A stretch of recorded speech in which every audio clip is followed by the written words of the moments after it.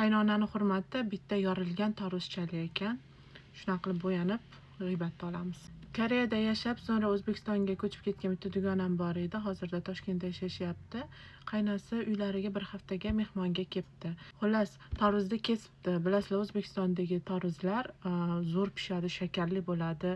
Bitta pichoqda tiqsangiz tarsillab o'zi yorilib ketadi. U qizni ham tarvuzi yorilib ketibdi.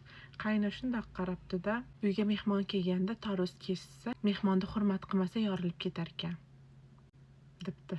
Men birinchi marta eshityapman bu gapni. O'rtog'im aytib beryapti, yoqamishyapman. Seriozdan shunaqa gap bormi? Dugonam ham ilonda ilon. Voy onajon, sizni hurmatingiz bitta tarvuzchalik bo'ladimi? Voy tarvuz taqa bo'ladimi sizni hurmatingiz? debdi ichida.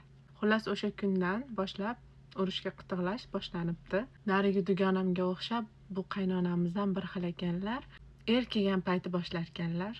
Voy o'lmasam men ovqatni bunaqa qilmayman. Voy o'lmasam sochiqni bunaqa qilib taklamayman. Voy o'lmasam uyni bunaqa qilib tutmayman. Voy o'lmasam tarelkangiz yo'q ekan. Voy o'lmasam sochig'ingiz yo'q ekan. Voy o'lmasam uyda tutumingiz yo'q ekan deb kelganda boshlar ekan. Ana ilon dugonam ishga ketgan, ishlayapti-da, Toshkentga ketgandan keyin ishga ketgan bo'lgan, qaynonajon uyda bo'lgan. Eng yomon ish etdi. Qaynonajonimiz, onajonimiz kelindi kiyimlarini olib boshqatdan taklagan. O'g'lini kiyimlarini olib boshqatdan taklagan. Mana shunaqa onalarning miyasi qana ishlaydi? Nimaga birovning kiyimini ushlaydi? Ana ilon dugonami anaqasi qo'zib qopti. Mana bunaqa joyi.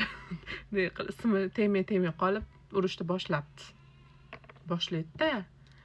Janjalni kattasini qilibdi. Nimaga meni kiyimimga tegishasan? Nimaga meni narsamga tegishasan? Men dugonam tomondaman. Chunki u dugonam bo'lgani uchun emas. Qayna nimaga kelindi kiyimlariga ushlash kerak, tegish kerak.